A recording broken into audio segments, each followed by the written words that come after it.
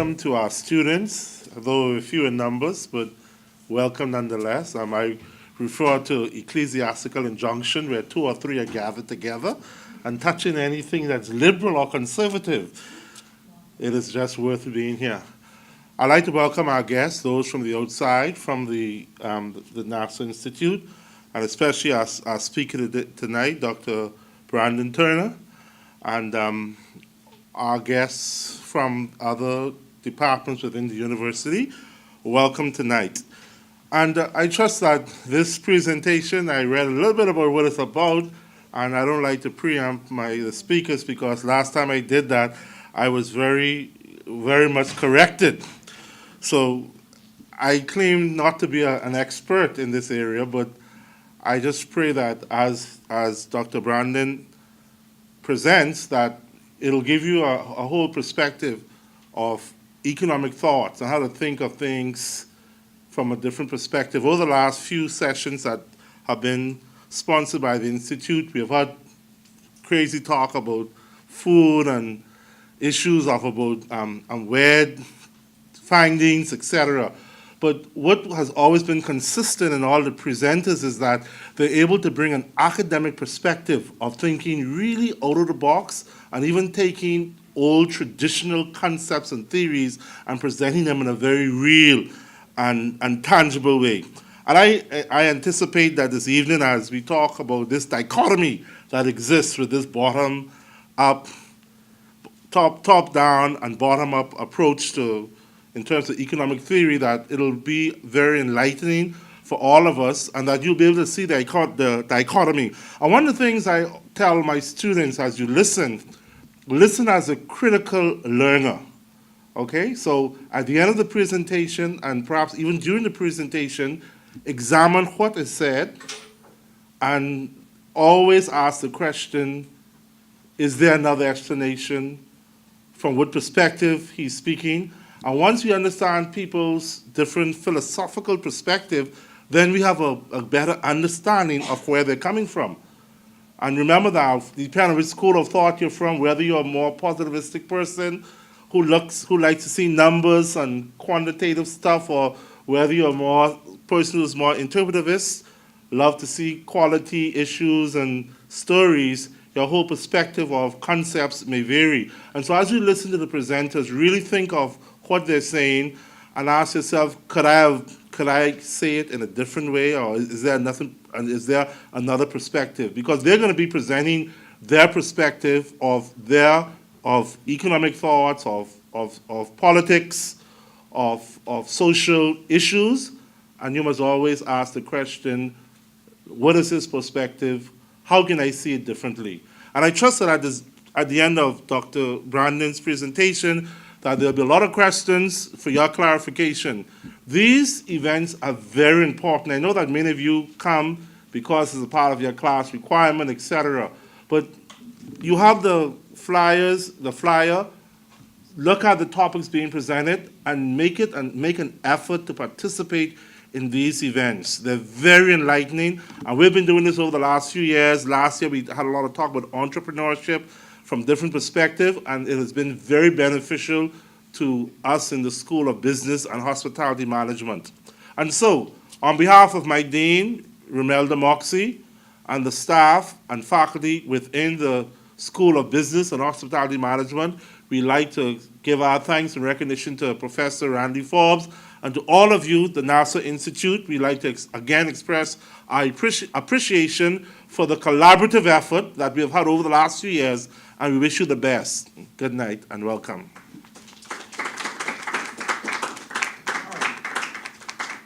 Thank you very much, Mr. Thompson. Mr. Thompson covered a lot of material, covered a lot of stuff. He talked about, for example, well, one thing I want to talk about is that this evening what I'd like for you to do is to have an open mind. You may hear some things that you probably may not be accustomed to hear on hearing. I want you to have an open mind and listen. And that's like Mr. Thompson said, that's what this is all about. It's for you to have an open mind and to glean something that you probably never thought about before. Because we need you today, students, to be thinkers. Okay, we need youth to be movers and shakers of the society. So this experience is to open your mind. Okay, just think about, as you listen to Mr. Turner, Dr. Turner, of him coming in and presenting something new. Hopefully it will change your thoughts. So without further ado, I'd like to call Ms. Jaleesa Russell. She is a econ finance student. When I met Jaleesa about 4 years ago, come. She was a shy student. So I'm very proud of her now that she would come and make this presentation and introduce our speaker for this evening. So let's give Ms. Jaleesa Russell a round of applause. Our speaker for tonight, Dr. Brandon Turner, is an associate professor of political science at Clemson University, where he is jointly appointed in the Clemson Institute for the Study of Capitalism. His work is in political theory and, in particularly, the history of political thought. His academic work has appeared in Political Theory, Polity, and Review of Politics, though he has also blogged at Learn Liberty, Liberal Currents, and elsewhere. Tonight he will be speaking on Two Kinds of Liberalism, where he will present the history of liberal thought through two competing conceptions of what a free society ought to look like. Ladies and gentlemen, please welcome Dr. Brandon Turner.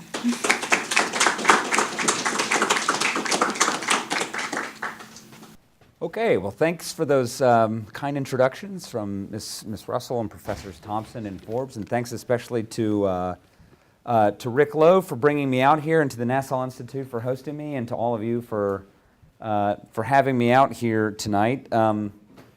So, as was mentioned in the introductions, I'm a political theorist. So what that means is I work in a political science department, but I kind of work at the intersection of politics, history, and philosophy. And in particular, what I do is what you can think of as just intellectual history. So they pay me essentially to read old books and to write new articles about these old books, which is not a bad gig if you can get it. So what I came here to talk about is liberalism, is the idea of liberalism. So my understanding is you guys are, for the most part, econ students, or you've taken a couple econ classes. I don't know if any of you have taken a political science course, or political theory course, or political philosophy course. So I just, these emails may continue to pop up, actually. I'll dismiss this. Okay. But just to give you an idea of what liberalism is, and I realize that this type may be somewhat small, so I'll go relatively slowly through it. So the first thing to note about liberalism is what kind of thing it is. So liberalism is an ism. Right? It has that ISM at the end, and typically when you have the ISM at the end of a term, you're talking about an ideology. And what I mean by ideology is relatively straightforward. Typically when we say that someone has an ideology or that they're being ideological, it tends to be a negative term. Right? It means that they have ideas that are resistant to new facts and all this kind of stuff. But what we mean by ideology is just this. An ideology is a set of normative ideas that hang together, that go together coherently. So a constellation of moral ideas. And so liberalism is a political ideology in the sense that liberalism refers to a set of political and moral ideas that hang together. And just generally, what we can say that liberalism is, right? Liberalism is the political ideology that emphasizes individual rights, equality, and limited government, right? So that's what liberalism is, very broadly speaking. And I mean, in a lot of ways, liberalism it's somewhat difficult to define because it's so ubiquitous. So liberalism is without question the dominant political ideology in the West. It's becoming, in many ways, the dominant political ideology in many parts of the East and the rest of the world. It's very difficult to be explicitly illiberal or anti-liberal today, unless you live in certain parts of the world. But just generally, you can tell if you're a liberal by, we can just think of it this way, by the kind of political language that you use. Right? So when you talk about politics, if you talk about politics in the language of rights, right? So if the way that you talk about politics with other people is that you say that so-and-so, or I have a right, say a right to free speech, or even something like a right to certain benefits or entitlements from the states, right? If the way that you talk about politics emphasizes the role of rights in adjudicating disputes between people, you're probably a liberal, right? Liberals in one sense invented the language of rights, right? It's liberalism that brought the language of rights to the fore.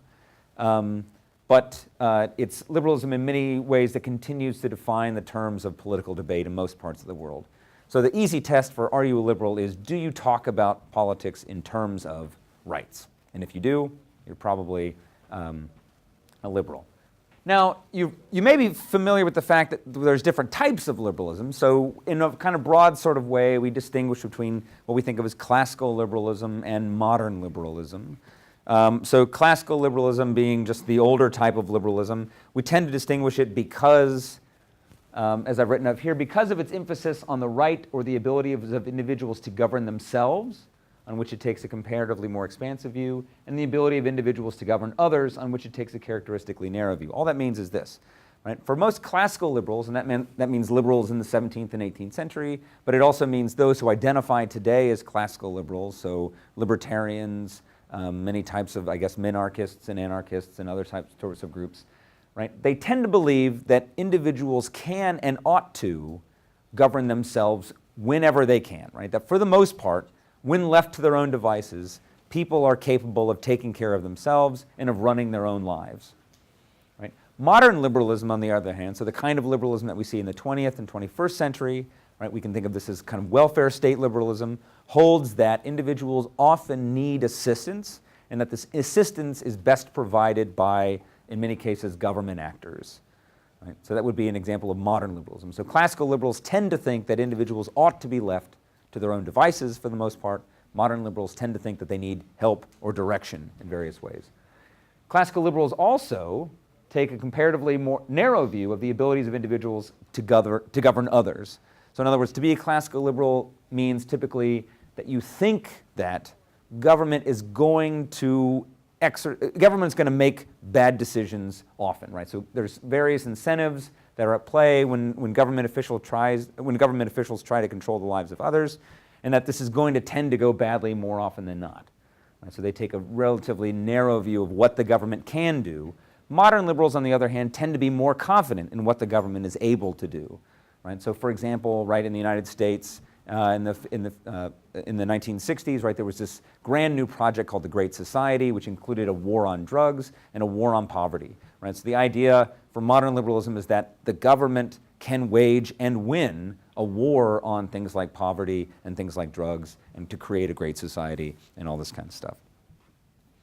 Generally, we can say that the ethos of classical liberalism is just this: to the greatest extent possible, individuals can and should think and act by their own lights. So can and should think and act on their own, essentially.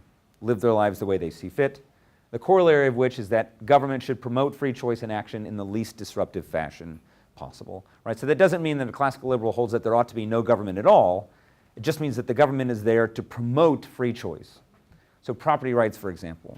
Right? Property rights are there so that individuals can make free choices with their property in their lives, right? And they can do so in a secure and relatively easy way. Okay, so those are just some basic terms of what I mean by liberalism and what I mean by classical liberalism.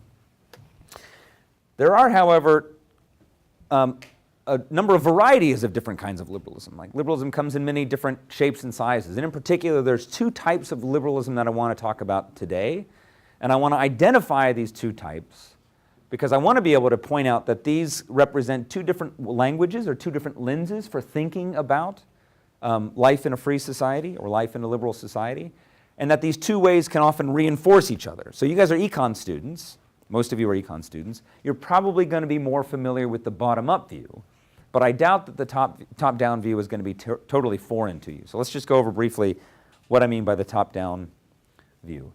So the key text in the history of what I'm calling here top-down liberalism, or you might call it natural rights liberalism, the key text is Locke's Second Treatise of Government. And just a show of hands, how many of you guys have heard of Locke?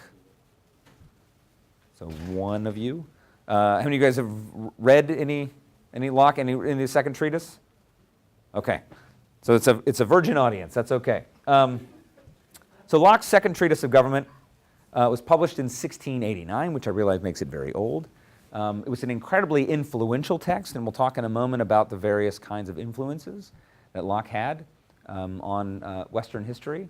But we can go over very briefly the key ideas in Locke's Second Treatise to get a feel for what top-down liberalism looks like, to get a feel for what the language of top-down liberalism is, what the lens of top-down liberalism amount to. So Locke begins the Second Treatise with what he calls a reference to the state of nature. Right? So Locke's trying to identify, right, what it is that makes a government legitimate. What is it that makes the use of force, right, the use of force which a government is entitled to use, what is it that makes the use of force legitimate, that makes it permissible? And he says the only way to find out what makes a particular government permissible is to imagine a time or a place before government, right? To imagine what life was like before government, and to imagine the reasons that we might have for adopting a particular kind of government. Right? And if we can identify the reasons for adopting a particular kind of government, then we can probably identify which forms of government are legitimate and which forms of government are not legitimate. That's the basic idea. And the name that we give to this kind of thought experiment is the state of nature. Right? So he's imagining that we're back in the state of nature, right, in this kind of natural place, in this sort of primitive wilderness. Right? There's no state, there's no centralized authority, there's really no communities yet. And he tries to imagine what life would be like in this natural state. And he tells us that life would be, in the first place, we can see part of this text over here, right, a state of equality. Life would be a state of what he calls natural equality. Right, so he's working partly from Scripture here, but he's just basically saying that absent any clear indicator that one person ought to rule, right, which we don't have any clear indicators that one person ought to rule, then we must take it as a given that people are basically equal, right? That they're morally equal.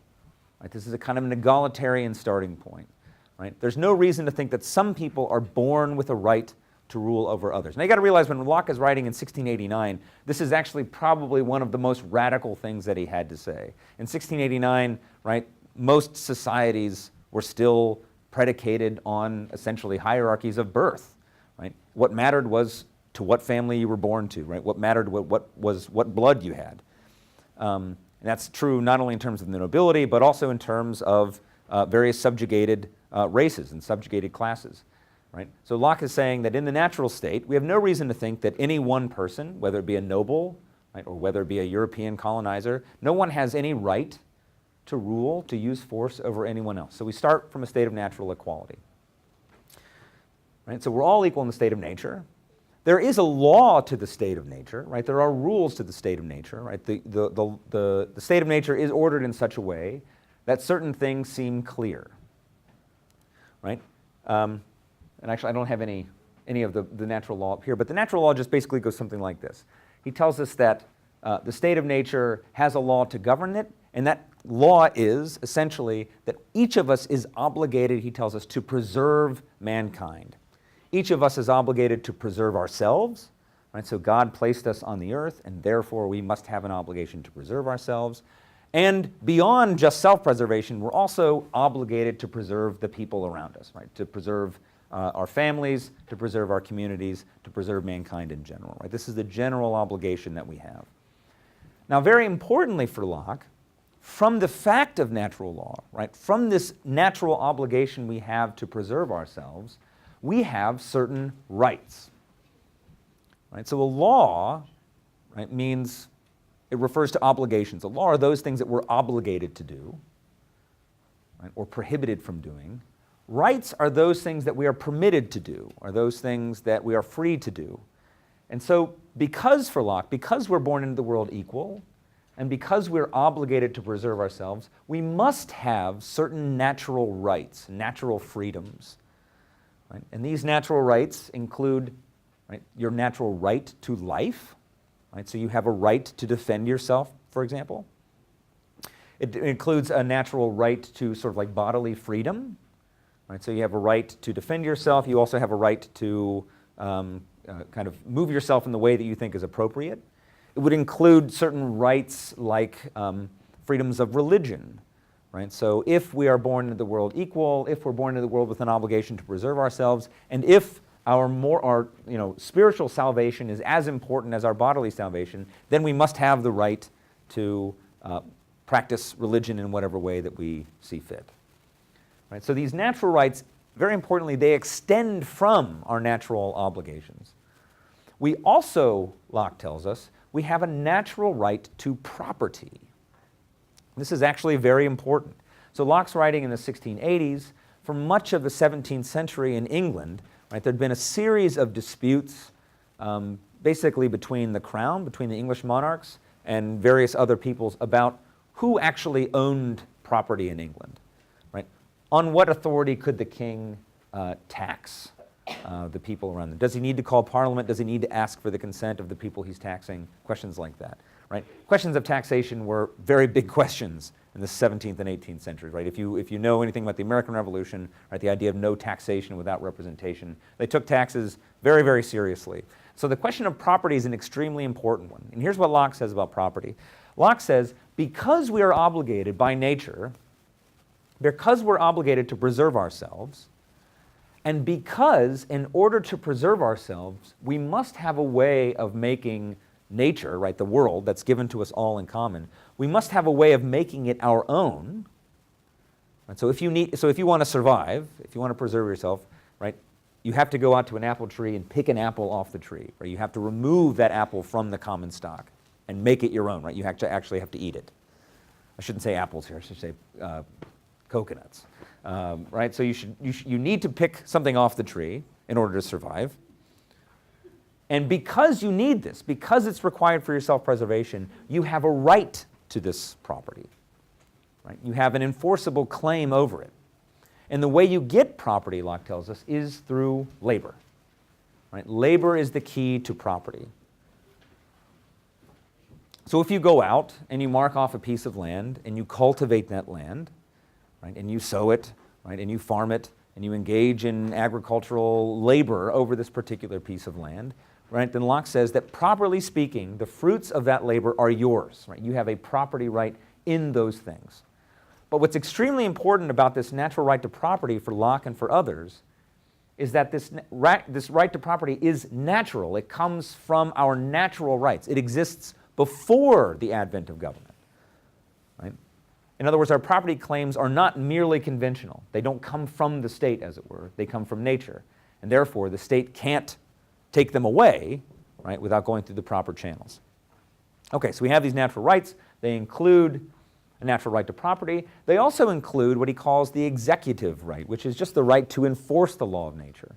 Right? So if we're going to be in the law of, if we're going to be in the state of nature, right, and each of us going to be working and producing property and all this good stuff, right, then we also need to be able to enforce violations of the laws of nature. If your neighbor comes over and takes your cow or takes your whatever, right, you need to be able to say, you know, Randy, you violated my property rights, and I'm going to take the cow back, and I'm going to potentially punish you. Actually, Locke says I'm going to potentially destroy those who violate the law of nature. Right? So in order for the law of nature, in other words, to be real, for it to be active, we need to be able to enforce this natural right. And this actually becomes very important when it comes to rights of revolution. And then finally, the top-down view, so it emphasizes these kind of moral properties of the state of nature, but it also emphasizes that reason plays a very key role in this. Right? Reason is the tool that human beings use to discover these rights and to discover what the contours of these rights look like. Right? So human beings in the natural state are, for Locke, they're rational, right? And they use their reason to interpret the natural law, and they're industrious. Right? So they work, right? They labor, and they produce property through this labor. Now, how does that cash out in terms of politics? What does a top-down approach to politics look like? Well, on the one hand, if we're all free in nature and we're all equal in nature, then how do we ever establish any kind of political authority whatsoever? Right? How can it be that anyone ever has the right to rule over anyone else?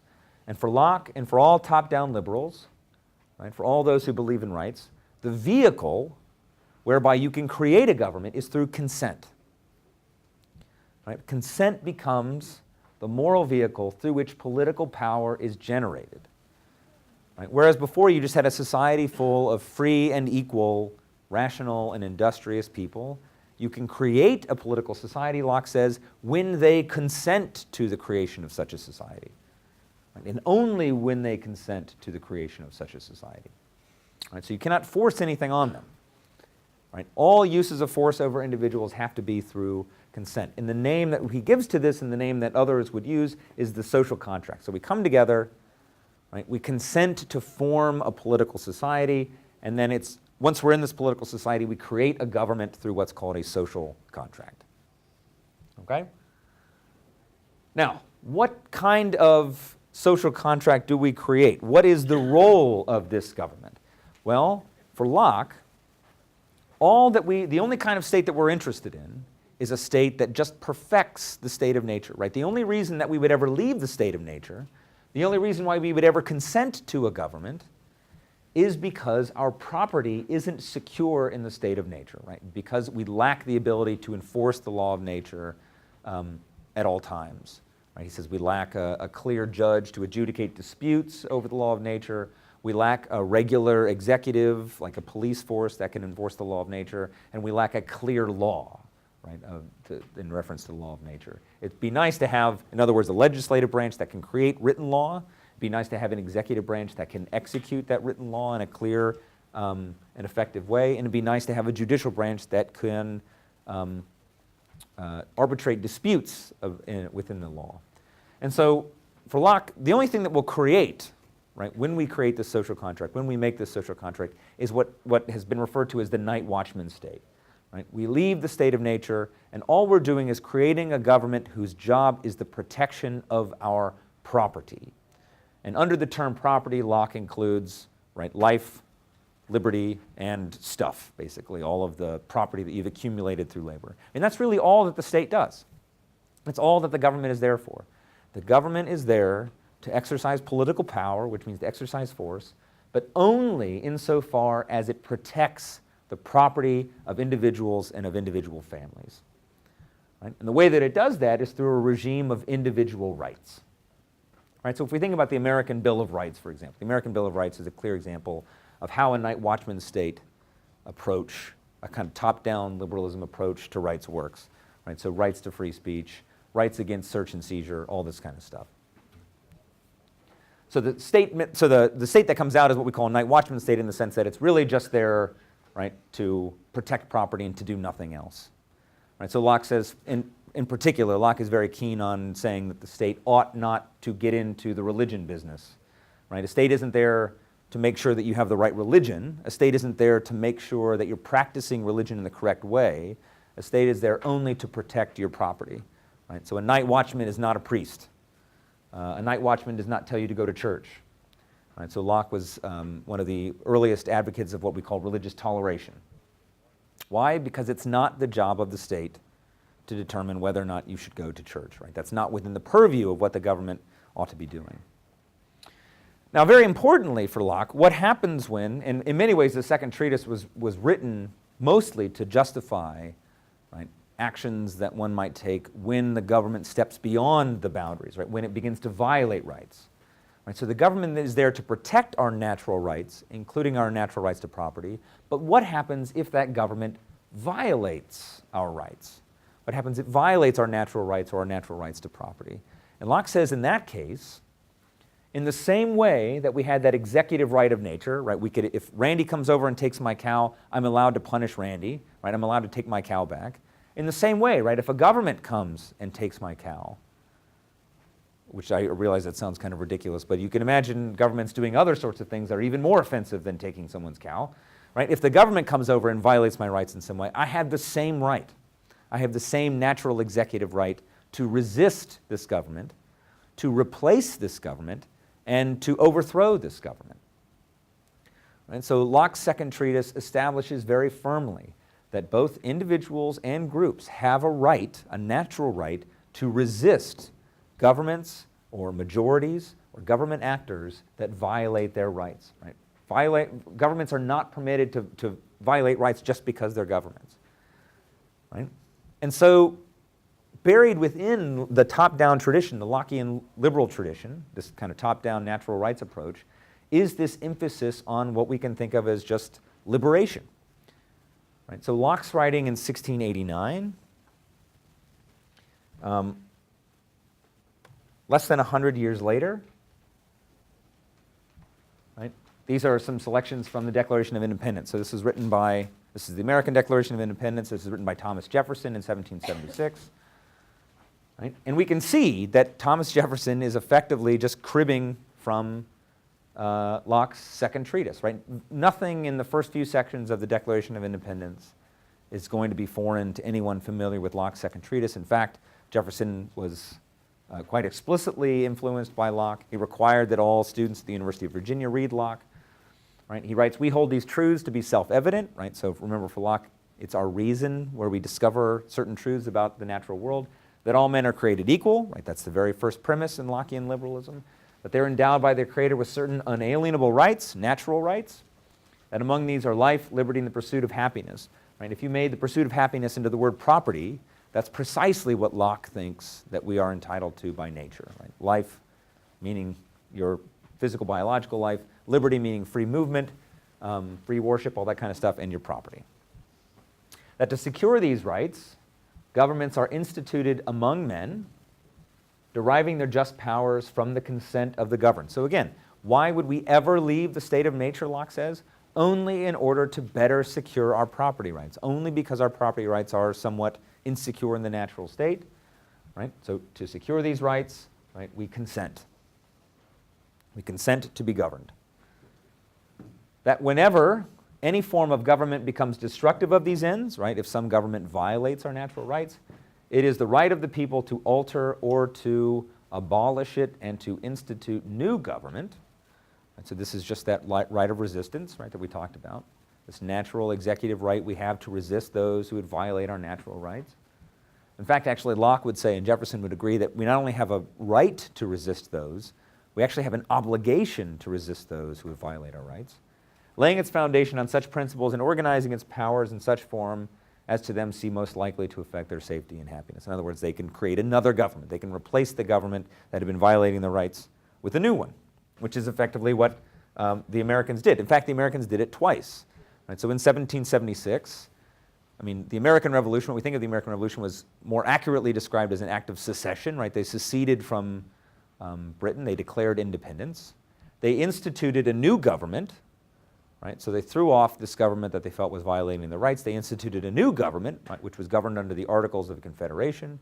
And then in 1789, they got rid of that government. It was much more peaceful that time, but they did get rid of that government, and they instituted yet another new one in the form of the American Constitution. But this taste for liberation extends beyond that. So if we think about, I mean, what feminism is, right? So if we think about feminism, I realize that feminism is, I don't know if your internet culture down here is as saturated with, you know, red pill, like MRA stuff and all this sort of thing. In the States, right, there's a lot going on Twitter, especially with regards to feminism. But if we think about feminism in just the academic sense, right, as being in some sense the resistance to patriarchy, that is resistance to rule by men, right, which is all that patriarchy is, we can see that for many in the feminist movement, particularly in the United States in the 19th century, right, they articulated feminist demands on just explicitly Lockean grounds. So the Seneca Falls Convention was held in the United States in 1848. It issued something that they called the Declaration of Sentiments. This was written by Elizabeth Cady Stanton. And the Declaration of Sentiments, I mean, just quite deliberately mirrors the Declaration of Independence. Right, so it actually, like literally the first couple paragraphs of the Declaration of Sentiments is just essentially a copy and paste of the first couple of paragraphs of the Declaration of Independence.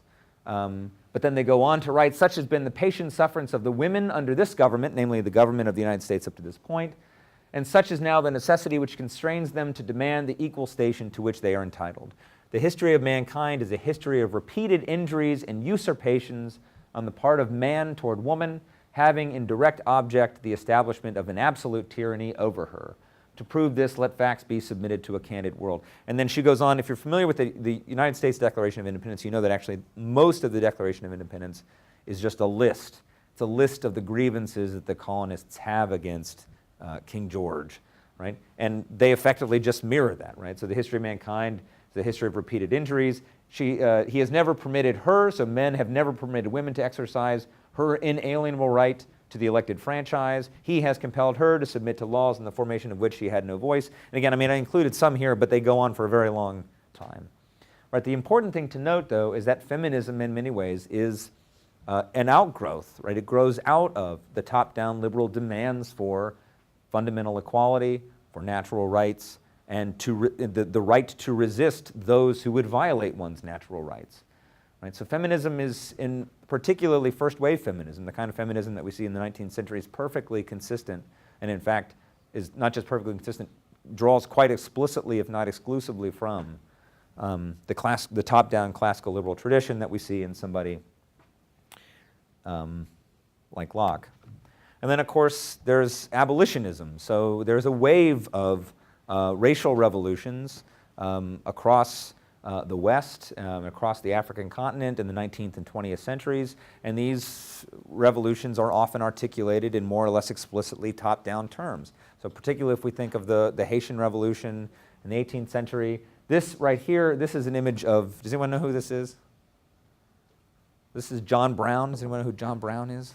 So John Brown was an American. This is him at something called Bloody Kansas. John Brown is most well known for attempting to start a large-scale slave rebellion in the southern United States in the late 1850s. So in many ways, John Brown was someone who, very importantly, he claimed that he had a natural right, a natural obligation to free these subjected peoples, and that this natural right and this obligation entitled him, if not required him, to take up arms, to go to the South, and to forcefully liberate the slaves. And of course, the thing about John Brown is that in many cases he articulated the demands of abolitionism, right, freedom from slavery. He articulated them in terms of natural rights. Right? Particularly in the United States, the case for abolition was frequently made in the language of top-down liberalism. Right? We are made equal. We have certain natural rights. These include a right to the fruits of our labor. Right? For somebody like Frederick Douglass, the great American philosopher of the 19th century, who was a freed slave, the worst harm in some ways of slavery was the fact that the slave was not given access to the fruits of his or her labor. Right? So the abolitionist movement is made in largely top-down liberal terms. So there was another revolution that was made in primarily top-down terms. So this image here, the thing that gives it away is the guillotine, and obviously the French flag, I guess. So this is an image from the French Revolution. So if you know anything about the French Revolution was another one of these great top-down liberal revolutions. It was in the 18th century. It occurred in 1789 and onwards. And the French took this top-down revolution even farther than anyone had done before. Right? The French were going to liberate themselves not just from the rich, right? Not just from the nobility, not just from the monarchs, right? And they did a lot of this liberating by cutting off their heads. Right? So many members of the nobility, including the royal family, right, met their demise by getting their heads chopped off in public squares. Right? So not only were they going to be liberated from the unjust and illiberal regimes of the past, in many ways the French sought to liberate themselves entirely. So, for example, they got rid of the standard imperial measuring system. So, the foot, basically, the measurement system based on the foot. They thought that the measurement system based on the foot was itself a kind of a form of or a metaphor for tyranny, presumably because supposedly the foot itself was the size of Charlemagne's foot, right? So even the foot itself was a symbol of monarchical power. So they adopted the metric system, which was seen to be more rational. It was seen to be a more progressive system of measurement. They also switched the calendar system, right? So they got rid of the traditional calendar, which they thought was insufficiently rational and insufficiently secular, and they adopted the calendrier républicain, which was a new calendar which would in some sense represent the greatness of the French Republic, the French people. If you know anything about the history of the French Revolution, you know that it got out of hand pretty quickly. Right, and that they ended up doing a lot more harm than good, and they also ended up under the rule of Napoleon. So instead of effecting this great revolution that would lead to the freedom of everyone involved, They effected a great revolution that led to tyranny. And it was in response to the French Revolution, in response to the first few years of the French Revolution, that one of the first great articulations of bottom-up liberalism came into being. So one of the great works that came as a response to the French Revolution was a work by a guy named Edmund Burke. And Edmund Burke wrote this kind of longish letter to a friend of his called Reflections on the Revolution in France. And in the Reflections on the Revolution in France, Edmund Burke argued that, that top-down liberalism assumes too much, that the claims that it makes about human rationality, the claims that it makes about the social contract, about consent, that it goes far too far with these claims, and that in fact there's something missing from the top-down conception of what a free society ought to look like. Now, Burke's writing in the 1780s and 1790s, but he's drawing inspiration from a set of bottom-up liberal ideas, the key texts of which would be David Hume's Treatise of Human Nature, which appeared in 1738, and Adam Smith's Wealth of Nations, which appeared in 1776. Now, has anyone read Adam Smith in here? Maybe one or two or three people. Okay, so we're still in virgin territory. That's all right.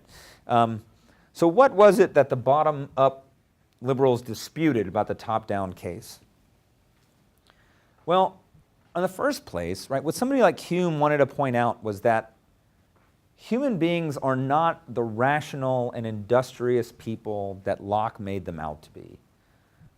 The people that existed in Locke's state of nature were, for Hume, they were an unrealistic depiction of how people actually behave. This idea that before there was any government, before there was any civil society, this idea that people would be able to just come up with the idea of, say, property, that people would be able to just come up with the idea that they ought to respect the property rights of other people, the idea that people would just be able to come up with the idea that there's a law of nature that governs our behavior and that obligates us to preserve our families and communities and all this kind of stuff. Hume says, no, that doesn't sound like any person that I've ever met before. The people that I've met are not rational and industrious.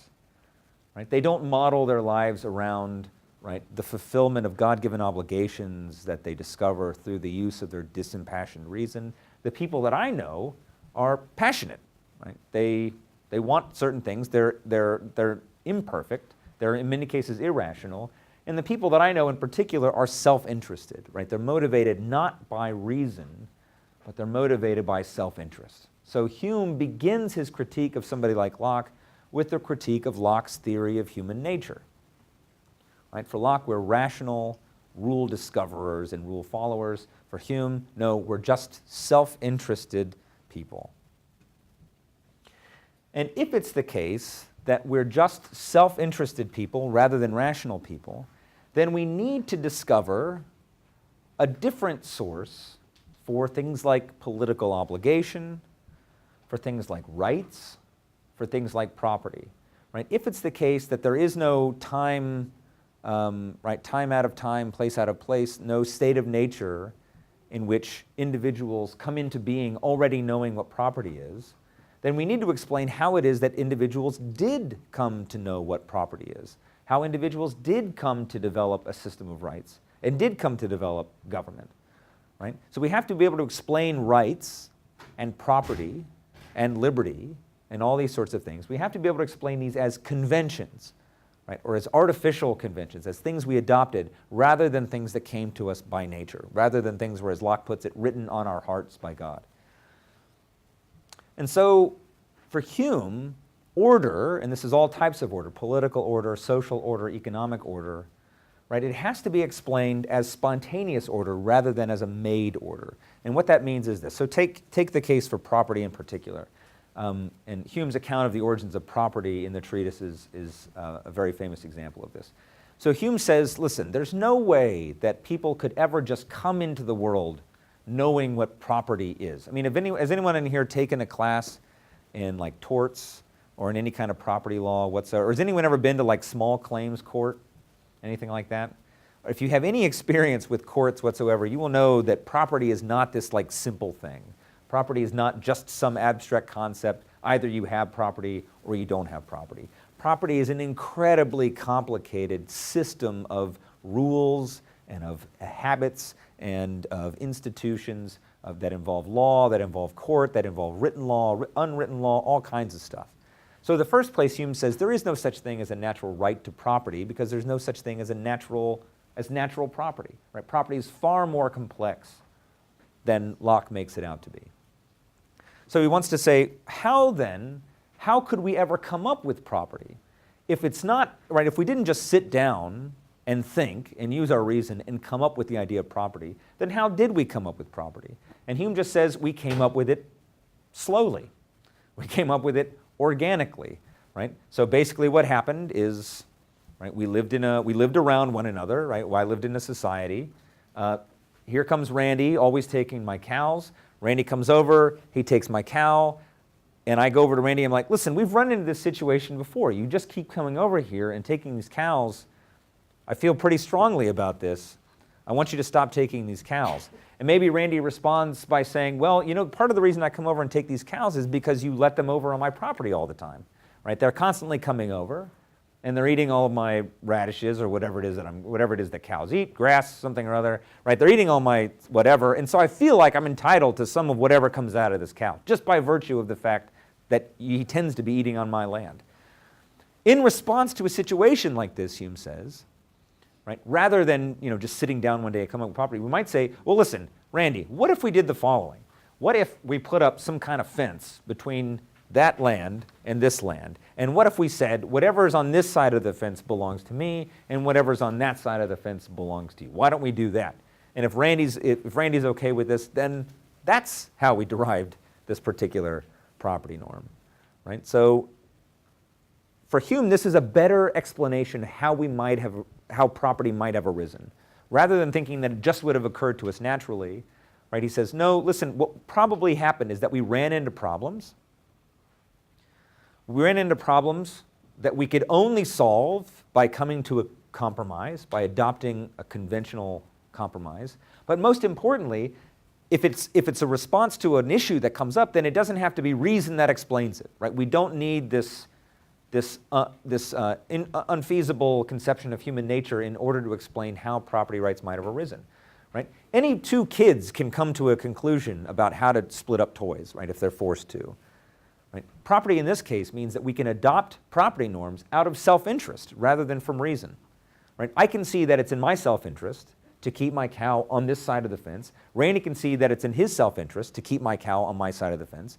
And so rather than resort to reason, which doesn't really motivate us, we can say that purely from our self-interest, we might have organically or spontaneously over time, very slowly, right, adopted a relatively complex system of norms and rules that we call property. Right? So this is property, in other words, from the bottom up rather than from the top down.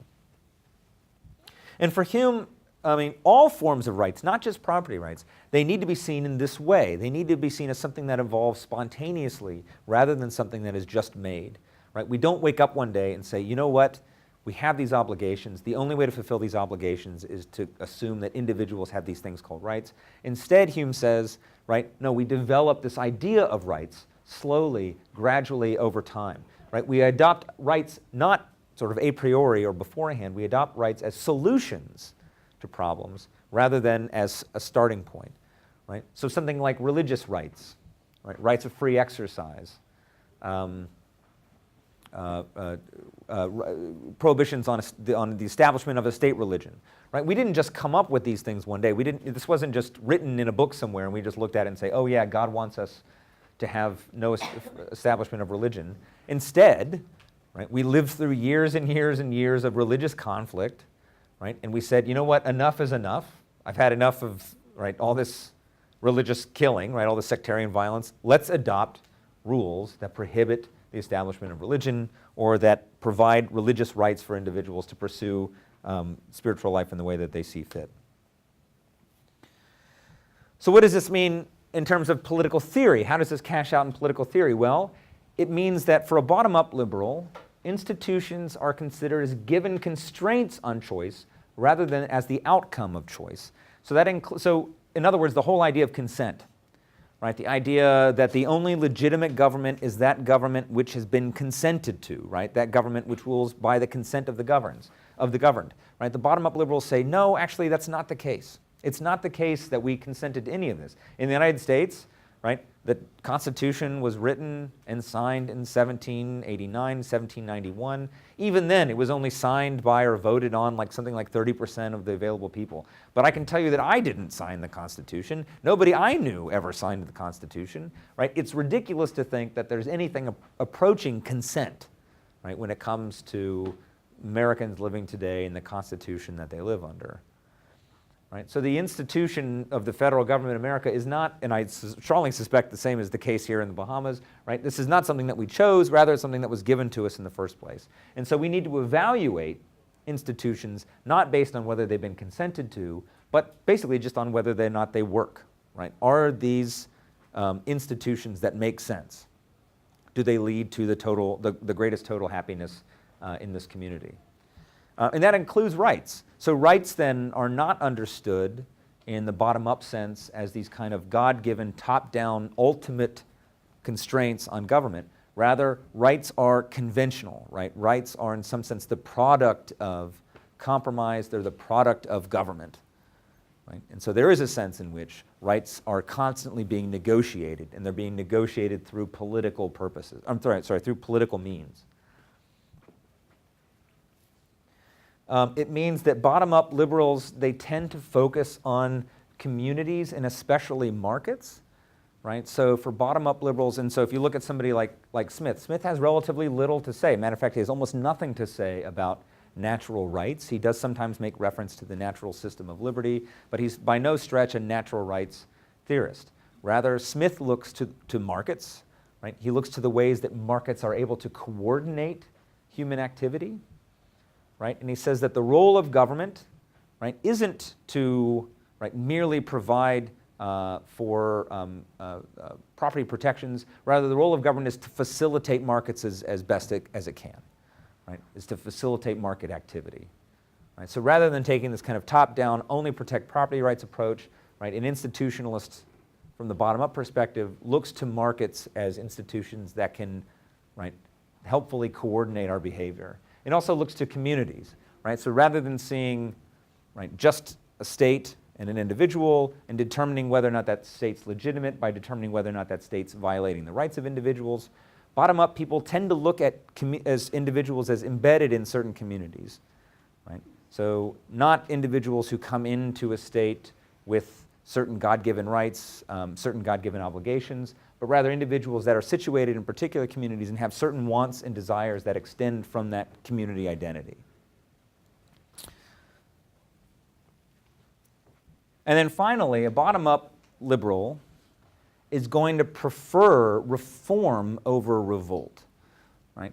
Because a bottom-up liberal doesn't think that consent is the only important way of thinking about government legitimacy, because a bottom-up liberal does not think about governments and institutions as being the product of social contract, because a bottom-up liberal sees these conventions as in some sense already given to us, and especially because bottom-up liberals tend to see things like markets, things like communities, things like property and other government institutions. They tend to see these as basically evolutionary constructions, things that take a very long time to grow, and things that tend to grow in ways that are very difficult to replicate, and things that will be very difficult to replicate if they're harmed or uprooted.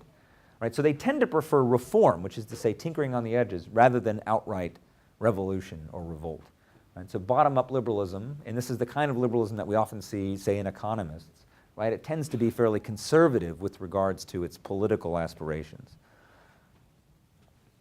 Okay, so what does this all mean? And I'll wrap it up. When I say that we can have liberalism from two perspectives, right? All it means is that liberals can talk about things like rights, property, right, markets, toleration, speech. They can talk about it from two different perspectives, right? So on the one hand, when it comes to things like rights, right, say a right to free speech, for example, right, we might defend the right to free speech from a top-down perspective, from a Lockean or natural rights perspective, by saying this, right? I have, in some sense, an inalienable right to the use of my mind. Right? If I'm going to be a free person, that means that I must have a right to speak freely, to read whatever I want to read, right? To practice whatever I want to practice, to say whatever I want to say, to publish whatever I want to publish. Right? That in some sense, to censor me, right, to prohibit me from using speech in certain ways, is to violate my basic right as an individual to speak and think freely. Right? So that would be a top-down approach. A bottom-up approach would say something like, right, if the government is able to censor political speech, right, then we lose one of the best ways of checking government power. Right?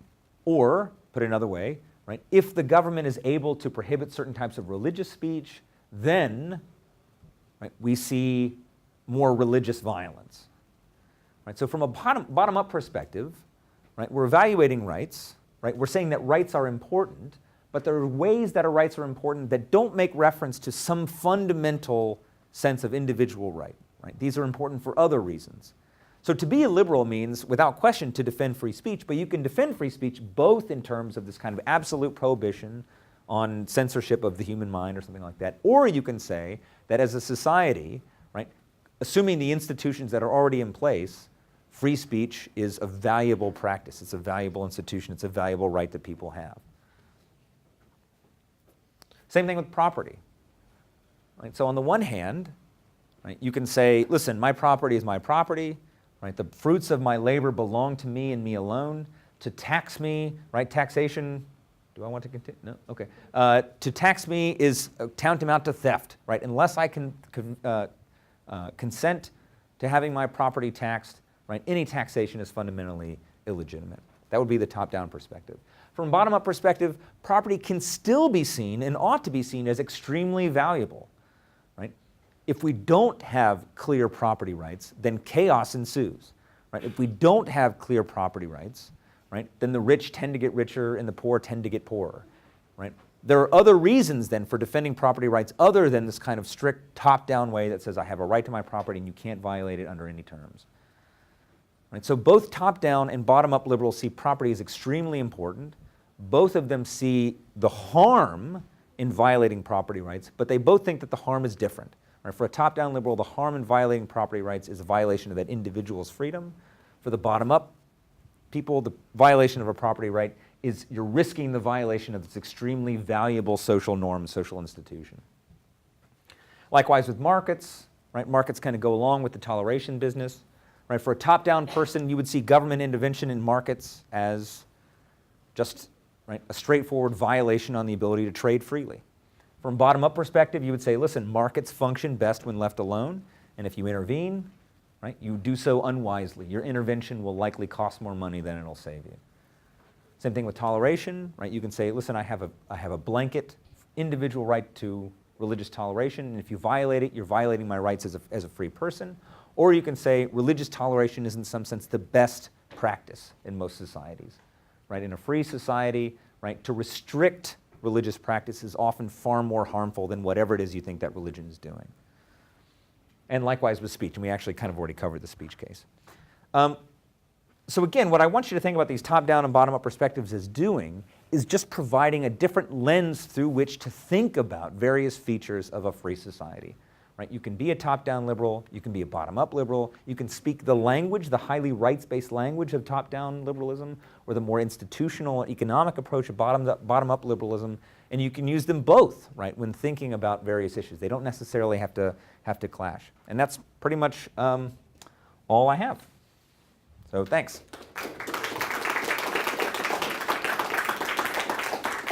Rick, did you want to have questions? Yeah, sure. Ask away.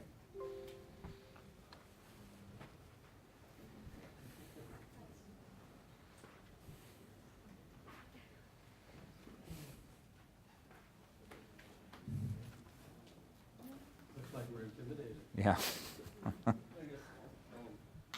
Sure. I'm trying to formulate a question Okay. That might be useful. So I'm a sociology instructor here, and I'm sure that you've met some sociologists. Yeah, they work in my building. Yeah. Just below me. Yeah. Very nice people. Very nice people, right? So one of the main theories that you'll see pop up in our textbooks is called conflict theory, which is based in Marxism. So this is pretty staple for our field. And of course, also in our field, a book that gets assigned a lot, or at least sections from it, is the Manifesto of the Communist Party, in which they just quite literally say the goal of communism is the abolition of private property. So that's one line of thought that I have. And then another line of thought, have you read Alan Dershowitz's books, Rights from Wrongs? I have not. So so his basic argument is that I think it's more of a bottom-up perspective, Okay. which says that since governments have usurped natural rights so often, they're actually, those rights are given by government. And They are or not? They are, They in are, practice, right. because basically governments can just take away your rights, for whatever reasons. And, I'm just kind of wondering what your thoughts are about how this kind of Western tradition in liberalism speaks to these ideas that rights have been and can be taken away, and in sort of the totalitarian tradition, your rights to self-ownership, private property, and so forth have been and are sought to be taken away. Yeah. I was wondering what your thoughts are. So just on the first one, so I mean, with respect to Marxism, so I actually think that in a lot of ways, so if you look at the intellectual influences on somebody like Marx, I mean, who was Marx reading? We normally hear that Marx was reading Hegel, right? That particularly the young Marx was a fan of Hegel. But the mature Marx, so the Marx of the 1840s, the Marx that led up to the Communist Manifesto, was actually reading guys like Adam Smith and David Ricardo and members of what we consider to be the classical school of political economy. So in a funny way, I mean, so liberals tend to regard, and today libertarians and other forms of liberals tend to regard Marx as this kind of boogeyman who wrote in German, which is scary enough like on its own. So like this German monster who came to overturn everything. But I actually see somebody like Marx as being an extension of, in some ways, this idea of liberation. Right? So whereas feminism seeks to liberate women from patriarchy, right, the fact is that, right, in the United States today, for example, it's something like between 80 and 85% of legislators are male. We've never had a female president. Most judges are predominantly male. Can it possibly be the case, right, that in a system that's so dominated by men that women are getting a fair shake? It doesn't take a genius to figure out that they're probably not getting a fair shake. Right? So feminism is about the liberation of women. Abolitionism is about the liberation of oppressed people, particularly those who are racially oppressed. And in some sense, Marx is about liberation from something like property. Right?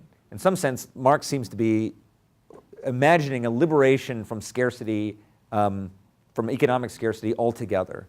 Right? So for Marx, when the final revolution comes, right, we'll be liberated pretty much from ourselves. We ourselves will undergo a kind of dramatic reformation. We'll be fundamentally different people. We'll be freed from the false consciousness that our position in class struggle has put upon us. So I don't think that Marx is actually totally alien to this tradition. I think that Marx in some cases, in some sense, represents a kind of radical outgrowth of the liberationist tendencies within top-down liberalism. In other words, the best arguments against somebody like Marx tend to come from the bottom-up liberal camp, which is why in the 20th century, right, typically the best defenders of what we think of as being liberal capitalism were economists. So Milton Friedman, Friedrich Hayek, guys like that. Mises, and all these sorts of guys. And what Mises and Hayek were explaining is why that kind of liberation can't take place. Right? They weren't, so Mises and Hayek, these were not natural rights theorists. They weren't confronting Marx on what we think of as like the kind of radical moral grounds that Marx was proposing. What they were saying is what you're envisioning, right, what those who seek to precipitate a communist revolution through command and control economies, what you're attempting just can't happen, and it can't happen for these reasons.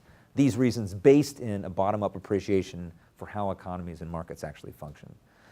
So that's what I would say about the Marx thing. With regards to so totalitarianism, this kind of thing, This is why I really like to think about liberalism in terms of these two kinds or these two lenses. I think that you can actually pull out a different lens when the situation calls for it.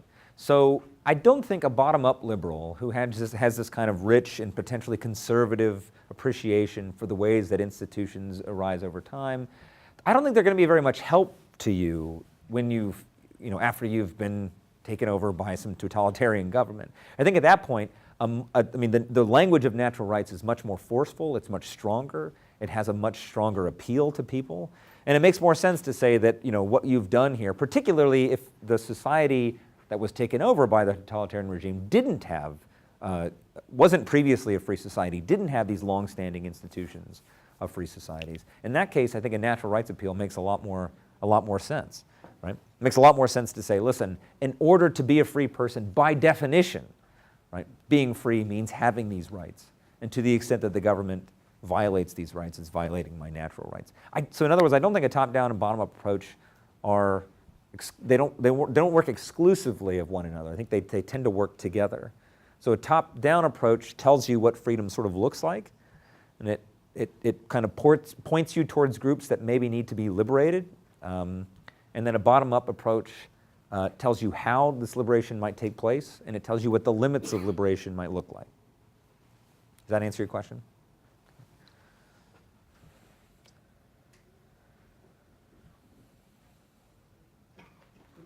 Yeah. Could you say something about whether the bottom-up liberalism is really predominant now in the Western world? Would you say that? Presumably it is. Yeah. In a sense, the top-down has been overtaken, has it? Well, I would say so. It depends. Again, I like to think of them as languages. So if you look at the healthcare debate in America or elsewhere in the world, I would say that that's a debate that took place in some sense on top-down terms, right? To say that I have a right to healthcare, and that to deny funding for that healthcare or something like that is a violation of my rights. I think that's actually the use of a sort of top-down language. Now, when it comes to sort of like policy prescriptions, when it comes to the actual operation of the government, right? Most branches of Western governments have been in some sense usurped by bottom-uppers, by economists. And there is a very real sense in which the West and increasingly the world is run by economists. And economists tend to be much more attuned to this bottom-up thing. And in fact, I would say that economists often run the risk of replacing things like utility and just overall wealth, of thinking that these are the true indicators of a free society rather than some conception of individual freedom. I would say, though, that if your point, though, is just that people tend not to worry too much about individual freedoms, that people are willing to give up some individual freedom for wealth or for security or something like that. So, for example, I flew here today from South Carolina. I had to go through TSA, right, the Transportation Security Administration, right, and the procedures that they use are, I mean, they're kind of violations of rights, right? All I'm trying to do is travel, and they claim that they're entitled to look through my stuff, to subject me to a potentially quite invasive pat-down. There's no proof that any of this stuff actually works. All this kind of stuff. And to the extent that, Americans have just completely and totally agreed to that. No one really seems to object that strenuously to the fact that you're subject to these invasive searches every time you want to go through an airport. Would suggest that, the top-down language isn't as persuasive as it used to be. So there may be a sense in which you can grow sort of complacent, right? If you're rich and relatively safe, you might be willing to give up some of these freedoms, or the top-down freedoms anyway. And yet the top-down dictates the Second Amendment, doesn't it? All the argument now about gun control, seen outside America, it seems absolutely mad. Yeah, it looks pretty nuts from the outside. Yeah, I get that. So part of that in the United States has been the product of, right, so the NRA, the National Rifle Association, is this extraordinarily powerful interest group. And there is, in some sense, there's no real counterweight to that. There's no strong anti-firearm association or pro-gun control association. But America's always had kind of a strange relationship to guns. There's always been this kind of frontier mentality. Hollywood's always had kind of an infatuation with guns. And then with the Heller decision in the aughts, right, what was this kind of traditional right to I mean, it's a very strange kind of right, the Second Amendment. I mean, the proper interpretation of the Second Amendment isn't that it's there for self-defense, it's that it's there in a strange way to kill government agents, right? The Second Amendment is there in case the federal government becomes this overweening tyrannical power. People have the right to organize and to own guns to defend themselves against that. With the Heller decision in the last 20 years, that's kind of morphed into this pretty broad right of self-defense. But yeah, I kind of get why it looks crazy from the outside. It looks crazy from the inside too, to be perfectly honest. My kid's school district is currently considering whether or not to arm teachers, like in the classroom. So, you know, it looks pretty crazy from the inside too.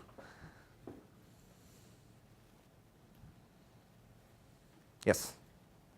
This is a bit simplistic, but you have the two concepts. I take it they are exclusive. Well, I think they're mutually reinforcing. I think they ought to be mutually reinforcing, yeah. And you can get a body of people that their view of liberalism might include. Include both, I would say, yeah, absolutely. I mean, so in the 20th century, I mean, you see a few figures that argue that these views are actually totally and completely in line with one another. So I would actually say, so depending on your knowledge of 20th century libertarian thought, I would put Rothbard in this camp and I would put Rand in this camp. So Rand thinks that, listen, the universe is just organized in such a way that perfect application of a scheme of individual rights will lead to these kind of maximal bottom-up institutions in a way, right? That these will always go together, and I think Rothbard thinks the same thing.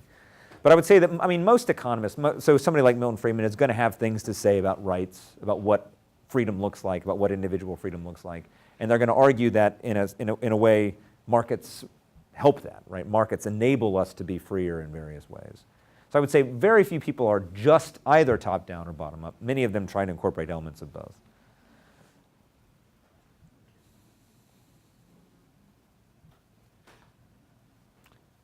Is that time? I think so. Okay, all right. Well, thank you guys very much for having me. People have class, and Okay. thank you very Yeah, much. thanks, Rick. It's my, first of all, I got to thank the university, Chairman Thompson, Professor Forbes, students for coming, adults for coming, but also we have some very important sponsors, the Templeton Religion Trust, Compass Point, Bahamas Wholesale Agencies, Feel Good, Go Ahead Biscuits, and Arizona Drinks. They all combined to make this possible. But my final vote of thanks is to you, Professor, and we hope you enjoy the Bahamas, Portrait of an Archipelago. Thank you very much. I appreciate it. Hope it makes it past your suitcase. It'll make it. It'll make it. All right. Books are okay. Yeah, thank you very much, everybody. Thanks.